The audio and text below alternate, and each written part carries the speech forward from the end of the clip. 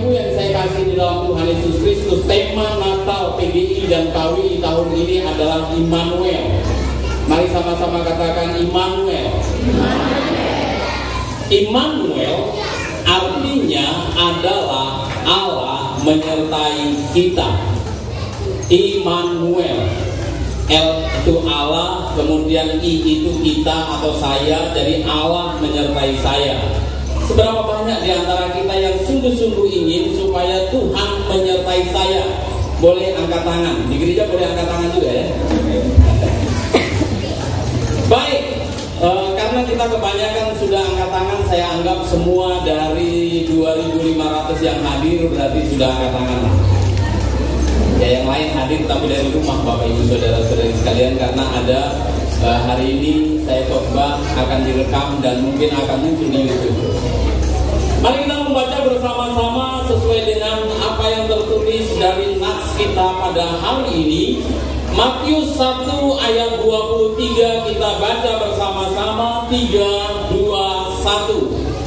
Sesungguhnya anak domba itu akan mengandung dan melahirkan seorang anak laki-laki, dan mereka akan menamakan dia Immanuel, yang berarti Allah menyertai kita. Pertanyaannya adalah apakah saudara sekalian sungguh-sungguh ingin disertai oleh Tuhan? Amin.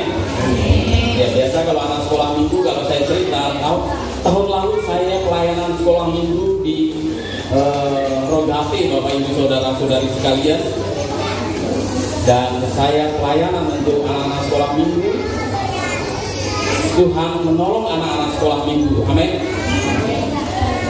Apakah kita benar-benar ingin disertai oleh Tuhan? Itulah pertanyaan pertama yang mesti ada dalam hati kita. Saya ingat tahun 1990-an itu saya masih SMP dan saya ada di daerah Pasir Pangarayan.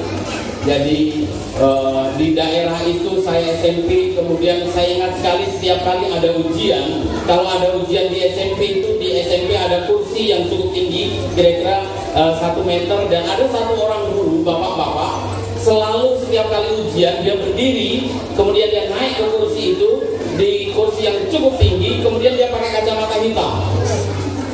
Kemudian dia akan duduk tenang begitu, dan tidak ada satu orang pun yang berani bergerak. Saya berpikir, bapak ini sebenarnya kenapa pakai kacamata hitam? Mungkin supaya kalau lihat ke sana, lihat ke belakang, lihat ke depan, tidak ada yang tahu. Karena pakai kacamata hitam. Semua pasti berpikir bahwa bapak ini jangan-jangan pas melihat saya. Saya hanya bayangkan saja, seandainya bapak ini sepanjang ujian tidur, tutup mata, maka semua murid akan berpikir bahwa jangan-jangan saya dilihat. Jadi kita tidak tahu apa yang terjadi dengan hal itu. Nah, kata menyertai, saya kasih semacam ilustrasi seperti itu. Tuhan melihat, Tuhan bersama dengan kita. Bagi anak-anak yang sudah belajar sungguh-sungguh dan ujian, ketika gurunya mengawasi seperti itu, maka anak ini akan senang sekali. Kenapa? Karena pekerjaannya tidak mungkin dicontek oleh temannya. Tapi bagi anak-anak yang ingin nyontek, dia kesel setengah mati. Bisa bayangkan betapa jengkelnya dia, karena setiap kali dia mau melihat punya kawannya, jangan-jangan guru itu sedang lihat saya, jangan-jangan sedang lihat saya. Jadi bagi orang-orang yang mau berbuat baik, maka disertai Tuhan itu adalah sesuatu yang sangat menyenangkan. Tetapi bagi orang yang mau sedikit-sedikit curang, sedikit-sedikit nakal, sedikit-sedikit melakukan pelanggaran, maka disertai Tuhan adalah sesuatu yang paling sulit. Kalau membuat laporan dalam pekerjaan, kemudian kita diawasi langsung sama tim audit, maka kita akan setengah mati. Bagi kita yang mau lurus-lurus saja, maka kita akan berpikir, Pak, bantu Pak, ini sudah benar apa belum? Tapi bagi yang mau curang, Aduh, kenapa ini tim audit ini harus lihat saya membuat laporan? Susah, tidak bisa bergerak. Pertanyaannya, apakah kalau kita mau membuat laporan tidak ada tim audit, apakah kita mau juga disertai oleh Tuhan, dilihat oleh Tuhan, dipantau oleh Tuhan apa yang kamu kerjakan? Coba tulis, terus tulis, benar nggak itu? Sungguh-sungguh nggak begitu? Ini fiktif nggak? Benar nggak? Kadang-kadang kita pikir, aduh kalau begini lebih baik Tuhan tidak menyertai untuk kali ini. Tuhan mohon izin, Tuhan boleh keluar sebentar karena saya harus membuat laporan. Karena menjadi masalah bagi hati nurani saya kalau Tuhan ada di sini. Atau mungkin sebagian bagi para pekerja, saya tidak tahu apakah ada yang jadi tukang sortir di pabrik. Apakah kita senang disertai oleh Tuhan waktu kita sortir buah? Itu menjadi pertanyaan Tuhan. Kalau pas giliran sortir aku bisa melakukan semuanya tanpa Tuhan harus menyertai, biarlah aku lakukan Tuhan. Tuhan cukuplah di surga dulu. Nanti kapan-kapan waktu aku nyanyi Immanuel baru Tuhan sertai saya. Apakah kita berpikir seperti itu? Saya pikir kalau seperti itu maka centeng tidak dibutuhkan lagi di tempat ini. Ya, kalau semua orang sadar bahwa dia disertai oleh Tuhan, maka centeng itu nggak butuh. Perusahaan ini nggak harus jadi penting, Bapak Ibu Saudara-saudari sekalian. Perusahaan kadang-kadang harus keluarkan orang-orang secara khusus untuk mengawasi buah. Mari orang-orang Kristen, orang-orang yang percaya kepada Tuhan Yesus, kita selalu disertai oleh Tuhan. Amin. Kalau begitu, jujur-jujur saja, baik-baik saja. Anak sekolah minggu mengatakan, mata Tuhan melihat apa yang kau perbuat, baik yang baik, baik yang jahat. Oleh sebab itulah jangan berbuat jahat. Tuhan, tuh dari anak kecil kita sudah nyanyikan itu. Saya tidak terlalu lama sekolah minggu, Bapak Ibu Saudara-saudari sekalian, karena saya sudah agak besar baru mulai pergi ke gereja. Tetapi apakah benar kita sungguh-sungguh ingin disertai Tuhan di dalam segala keadaan ketika kita bekerja, ketika kita melakukan segala sesuatu? Apakah sungguh-sungguh kita ingin Tuhan menyertai kita? Atau mungkin, aduh Tuhan kayaknya nggak selalu deh, kadang-kadang saja lah. Sering boleh tapi jangan selalu juga Tuhan. Karena ada hal-hal yang masih saya harus lakukan dan saya pikir kalau Tuhan ada di situ Tuhan akan sedih untuk itu. Bapak Ibu tahu sebenarnya bukan hanya Tuhan yang sedih, hamba Tuhan juga sedih melihat itu. Benar ya? Anak-anak sekolah minggu saya pernah tanya, siapa yang pernah nyontek? Saya lama mengajar sekolah minggu. Siapa yang pernah nyontek? Angkat tangan. Jujur nih, kenapa nyontek? Pak Pendeta, kalau Arab Melayu, ampun Pak Pendeta, aku nggak akan bisa itu Arab Melayu. Ya kan? Anak-anak sekolah minggu kita masalah dengan Arab Melayu. Sampai saya buka les khusus membaca dan menulis tulisan Arab Melayu. Gurunya siapa? Saya sendiri. Karena waktu satu ketika anak saya ujian nilainya 0 Arab Melayu. Saya bilang ini ada masalah dengan Arab Melayu. Bagaimana mungkin itu begitu? Saya buka gereja seminggu sekali, setiap hari Jumat anak-anak sekolah minggu datang untuk belajar Arab Melayu. Pendetanya ngajarin Arab Melayu. Pendeta juga nggak harus Ibrani, Yunani begitu ya. Sesekali Arab Melayu. Dalam khotbah saya di YouTube bahkan saya menggunakan bahasa Jawa dalam Alkitab bahasa Jawa untuk mempelajari kebenaran firman Tuhan. Mungkin kita berpikir bahwa enak dan tidak enak disertai oleh Tuhan. Tetapi yang saya mau sampaikan bahwa berbicara tentang Immanuel tidak sesederhana itu, Bapak Ibu Saudara-saudari sekalian dan anak-anak sekolah minggu. Bukan hanya sekedar bahwa Tuhan bersama dengan kita menilik semua yang kita lakukan. Tidak hanya itu yang dilakukan oleh Yesus. Yesus datang ke dunia bukan hanya untuk menjadi satpam ngawasin kita, Bapak Ibu Saudara-saudari sekalian. Tidak. Bukan hanya untuk melihat apakah kita kerja beres atau tidak beres, kerja kita apakah curang atau tidak curang, kita sungguh-sungguh atau tidak sungguh-sungguh. Memang benar Tuhan melihat itu, tetapi Immanuel itu tidak hanya sekedar berbicara tentang Tuhan yang melihat pekerjaan kita. Tidak sesederhana itu. Jauh lebih besar dari hal itu, karena yang diurusi oleh Yesus adalah masalah dosa.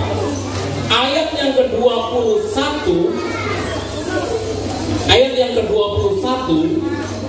bisa kelihatan, saya besarkan sedikit. Canggih Bapak Ibu, sekarang alat-alat elektronik sudah begitu maju, jangan sampai kita ketinggalan. Ya, kita baca sama-sama. Ia akan melahirkan anak laki-laki dan engkau akan menamakan dia Yesus, karena dialah yang akan menyelamatkan umatnya dari dosa mereka. Jadi berbicara tentang Immanuel itu berbicara bukan sekedar Tuhan beserta melihat segala sesuatu yang kita lihat. Tidak. Berbicara tentang menyelesaikan masalah utama manusia, yaitu dosa. Jadi ayat 21 itulah yang menjadi alasan kenapa di ayat 23 dikatakan bahwa dia adalah Immanuel. Masalah dosa adalah masalah utama dan yang paling serius, dan yang tidak perlu diajari kita menjadi pintar. Saya hanya mau kasih satu istilah sederhana. Yang lain-lain mungkin bisa lupa, Immanuel tidak lupa, tapi yang satu ini saya berharap kita menjadi ingat. Amatir di dalam berbuat dosa. Ayo sama-sama katakan, amatir di dalam berbuat dosa. Jangan profesional dalam berbuat dosa. Amin. Jangan mahir dan sudah sangat bisa menjadi dosen untuk hal-hal berbuat dosa. Kita harus amatiran. Baru mau mencuri berondolan saja dan hidupnya itu besar banget. Nah, itu amatir itu. Tapi kalau sudah mengambil satu truk dan tidak ada hidup, nah itu udah profesional dalam berbuat dosa. Kita orang Kristen harus amatir dalam berbuat dosa. Bunda Teresia mengatakan bahwa hidup kudus adalah orang yang sensitif terhadap dosa-dosa kecil. Sensitif terhadap dosa yang kecil, bukan dosa yang besar. Jadi baru menyinggung perasaan orang saja sudah ada gitu. Waduh, saya sudah tidak menyenangkan hati Tuhan. Baru gosipin orang saja kita sudah kayak melakukan kejahatan besar. Nah, itu yang disebut dengan amatir dalam berbuat dosa. Cepat-cepat kita sadar dan minta ampun kepada Tuhan. Masalah dosa, kedatangan Kristus ke muka bumi adalah berbicara tentang penyelesaian masalah dosa yang disebut dengan penebusan. Penebusan itu mensyaratkan minimal ada 3 syarat penebusan, dan itulah yang sedang Yesus lakukan ketika manusia jatuh di dalam dosa. Yang membuat Allah tidak bisa menyertai manusia adalah dosa. Dan supaya Tuhan bisa menyertai manusia, maka masalah dosa harus diselesaikan. Kalau masalah dosa harus diselesaikan, maka manusia harus ditebus. Dan kalau manusia harus ditebus, maka Tuhan harus memenuhi syarat-syarat penebusan. Hari ini kita belajar 3 syarat penebusan. Yang pertama adalah memiliki hak. Adakah kita yang menggadaikan surat tanah, STNK mobil, STNK motor? Gak apa-apa, saya juga gak akan tebus. Seandainya saya mau tebus juga gak boleh hak, gak punya hak.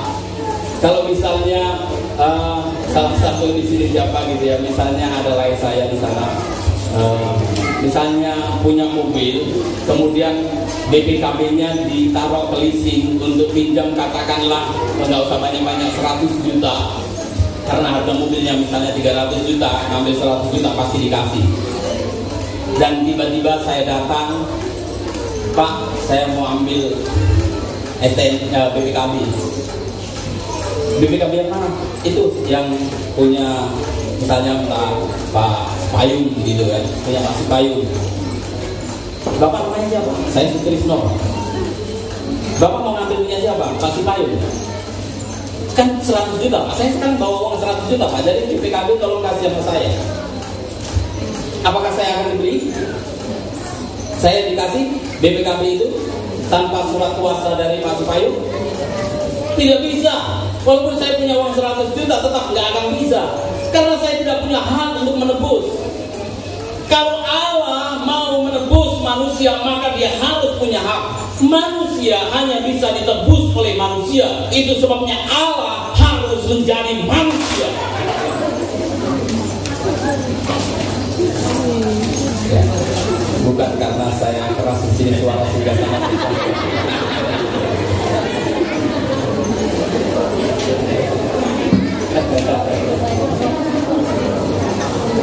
Baru kali ini orang Jawa khotbah kursi pecah.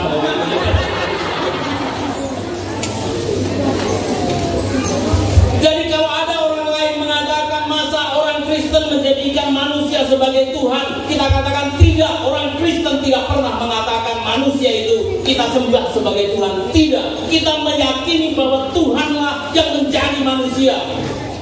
Karena Tuhan harus menebus manusia. Kalau dia mau menebus manusia, dia harus menjadi manusia. Maka Tuhan melakukan hal itu untuk kita. Dan itu berkat besar sekali Bapak Ibu Saudara-saudari sekalian. Saya berharap anak-anak kecil, anak-anak remaja, anak-anak yang pemuda sampai dewasa dicekoki terus dengan kebenaran ini. Tahu ya istilah dicekokin ya, itu bahasa Jawa itu, tapi sudah diserap dalam bahasa Indonesia. Diindoktrinasi bahwa Allah mau menebus manusia sehingga Allah menjadi manusia. Kalau dia tidak menjadi manusia, dia tidak bisa menebus manusia karena tidak punya hak. Hanya manusia, sesama manusia yang bisa menebus manusia lainnya. Kita ingat Ruth itu ketika dia orang tuanya Naomi pulang, kemudian Naomi mengatakan tanah itu harus ditebus karena saya tidak punya lagi harta, siapa yang mau menebus? Kemudian yang naik ke pemilik hak pertama mengatakan, saya tebus. Boas mengatakan, kalau kamu tebus dia, kamu juga dapat Ruth sebagai istrimu. Penebus itu mengatakan, saya tidak mau. Oke, setelah kamu yang punya hak, aku yang punya hak, kata Boas. Maka Boas mengatakan kepada tua-tua Israel bahwa karena dia yang punya hak pertama menebus, dia tidak mau, aku sebagai pemilik hak kedua, aku menebusnya, dan aku kemudian dapatkan Ruth sebagai istrinya, dan itu menjadi kakeknya Daud. Itu cerita di dalam kitab Ruth. Jadi yang pertama harus punya hak. Supaya Yesus punya hak, maka Yesus harus menjadi manusia. Mungkin agak sedikit kasar kalau saya mengatakan kalau Yesus misalnya menjelma menjadi binatang misalnya, atau menjadi malaikat sekalipun, Yesus tidak punya hak untuk menebus manusia. Yesus harus menjadi manusia supaya Yesus bisa menebus manusia. Clear? Amin. Ini harus clear. Ini benar-benar harus dimengerti kuat. Tidak ada ajaran dunia ini kecuali ajaran di dalam kekristenan. Dan ini satu-satunya ajaran yang sahih, satu-satunya ajaran yang mutlak, satu-satunya ajaran yang absolut, satu-satunya ajaran yang tidak terbantahkan dari selama-lamanya sampai selama-lamanya. Bahwa Yesus itu Allah yang menjadi manusia karena dia mau mengambil hak, memiliki hak untuk menebus manusia. Yang kedua, mampu. Kenapa ada ladang orang disita bank? Tetangga saya rumahnya disita oleh bank. Kenapa? Karena dia tidak mampu menebus surat-surat tanahnya, BPKB-nya. Karena dia tidak mampu. Dia punya hak, tapi dia tidak mampu, maka hartanya disita. Demikian juga dengan Allah. Yesus memang dia sudah punya hak ketika dia menjadi manusia. Tetapi apakah Yesus mampu? Firman Tuhan mengatakan bahwa Yesus sama seperti kita. Yesus sama seperti kita. Sekali lagi, Yesus sama seperti kita. Hanya Yesus tidak pernah berbuat dosa. Karena Yesus tidak pernah berbuat dosa, maka Yesus mampu menggantikan orang lain yang berdosa. Kalau Bapak Ibu mau belajar lebih lanjut tentang hal ini, bisa tonton YouTube saya, karena saya sudah pengajaran tentang bagaimana Yesus menebus manusia, menyelamatkan manusia. Klik saja Pendeta Sutrisno atau Sutrisno PDT, maka ada ajaran-ajaran saya tentang keselamatan, salah satunya hal ini.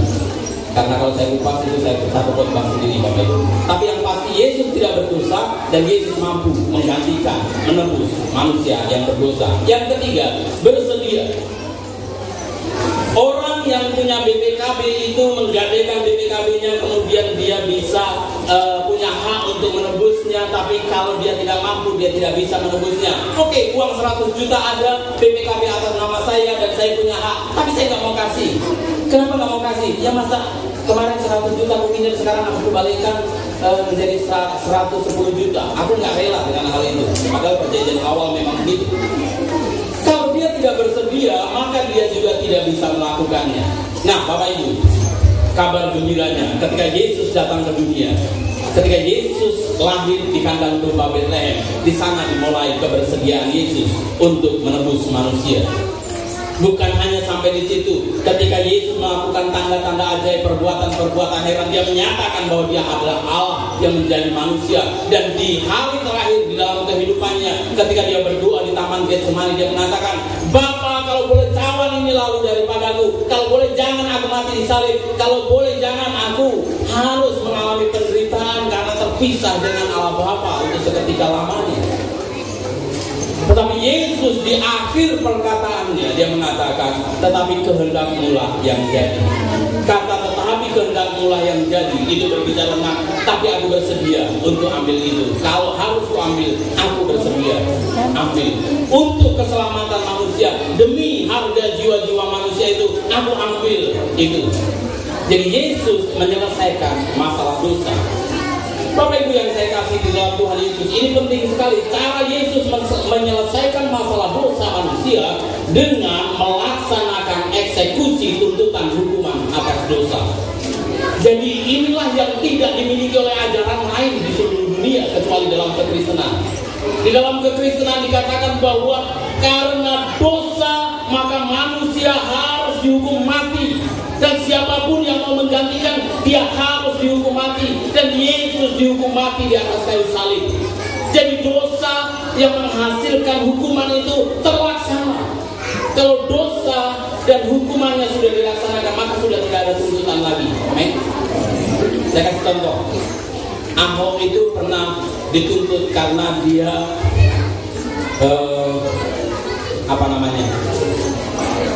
menista agama. Betul ya? Ahok menista agama dengan ayat, ya saya nggak hafal karena memang yang pasti itu. Dan kemudian Ahok dihukum, betul? Ahok keluar, betul? Bolehkah Ahok itu sekali lagi dituntut atas perkataan yang sama itu untuk dihukum lagi? Bolehkah? Tidak boleh. Kalau begitu ya 100 kali dia keluar masuk hanya gara-gara sekali kesalahan. Satu kesalahan adalah satu hukuman. Satu hukuman sudah diselesaikan, maka dikembalikan posisinya. Ketika manusia berdosa, maka manusia harus dihukum. Hukumannya adalah hukuman mati. Ketika Yesus menggantikan hukuman mati, maka manusia sudah tidak lagi dituntut hukuman atas dosa-dosanya. Amin. Amin. Itulah berkat yang disebut dengan Immanuel. Dengan demikian maka masalah dosa manusia selesai. Dan ketika masalah dosa manusia selesai, maka Allah kembali menyertai manusia. Amin. Ketika Allah menyertai manusia, maka bukan sekedar manusia itu diawasi dalam tingkah lakunya, tetapi manusia itu ditolong untuk berbuat baik. Tapi manusia itu diberi kemampuan untuk melakukan hal-hal yang baik. Itu sebabnya kita nggak heran kalau orang-orang Kristen dianiaya, dia masih tetap bisa mengatakan, ya Bapa ampunilah mereka sebab mereka tidak tahu apa yang mereka perbuat. Kok bisa ya orang Kristen bilang begitu ya? Gak masuk akal. Tapi karena ada kekuatan Tuhan, maka kita tahu itu kekuatan Tuhan yang menyertai. Amin. Banyak hal yang kita lakukan itu karena pertolongan Tuhan. Karena Tuhan menyertai kita bukan hanya sekedar mengawasi kita, tetapi menyelamatkan kita, memberi kekuatan bagi kita, menolong kita untuk melakukan perbuatan-perbuatan baik yang telah ditentukan oleh Tuhan sebelumnya. Jika kita adalah warga kerajaan surga karena Yesus sudah menebus kita, maka kita akan berada di bawah kuasa dosa. Itu sebabnya orang-orang yang percaya kepada Tuhan Yesus Kristus tidak perlu lagi ngakal-ngakali lagi, karena dia tahu Tuhan akan mampu mencukupinya. Kita tidak perlu lagi mencuri karena Tuhan akan mencukupi kita. Kita tidak perlu lagi menipu karena Tuhan pasti akan menjaga kita. Hanya orang-orang yang ragu bahwa Tuhan akan menolong dan memberkati, dia yang akan melakukan hal-hal itu. Dan itu mempermalukan nama Tuhan. Tapi kita Tapi kita, orang-orang yang percaya kepada Tuhan Yesus, kita sudah berada di bawah kuasa Tuhan. Dan kuasa Tuhan itu besar, dan Tuhan bisa melakukan segala sesuatu untuk mendatangkan kebaikan bagi kita. Kalau hanya untuk mencukupi anak kuliah kita, Tuhan mampu melakukannya. Amin. Tuhan mampu melakukannya. Kenapa kita masih harus melakukan hal yang tidak benar? Kalau Tuhan mampu dan Tuhan mau menolong kita. Jadi Tuhan menyertai, bukan hanya Tuhan melihat, tapi Tuhan juga menolong. Tuhan menyertai, Tuhan juga memberi kekuatan bagi kita sekalian. Jangan permalukan nama Tuhan. Kalau kita sudah percaya kepada Dia, taatilah Dia. Kita mau mengakui Dia di dalam segala keberadaan kita. Sebab Tuhan sudah menebus kita, membuat kita disertai oleh Tuhan, membuat kita layak di hadapan Tuhan. Dan biar nama Tuhan Yesus Kristus dipermuliakan. Amin. Kita berdoa.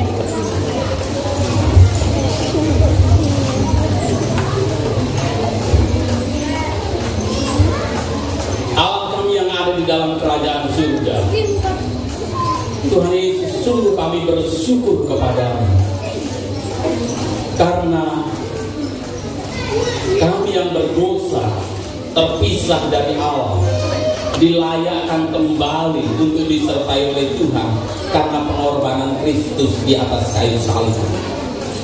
Maka pada saat ini Tuhan, kami yakin bahwa setiap kami yang hadir adalah orang-orang yang telah ditebus, orang-orang yang telah disucikan, dikuduskan hidupnya, hatinya, pikirannya. Kami telah menjadi warga kerajaan surga, dan kami akan melakukan perbuatan-perbuatan yang sesuai dengan kewarganegaraan kami sebagai warga kerajaan surga. Sehingga dengan demikian kemuliaan hanya bagi Tuhan. Melalui kehidupan kami, nama Tuhan ditinggikan, diagungkan. Tidak ada satu orang pun yang mencela nama Tuhan oleh karena perbuatan kami, karena kami senantiasa mengagungkan nama Tuhan. Terima kasih Bapa, di dalam nama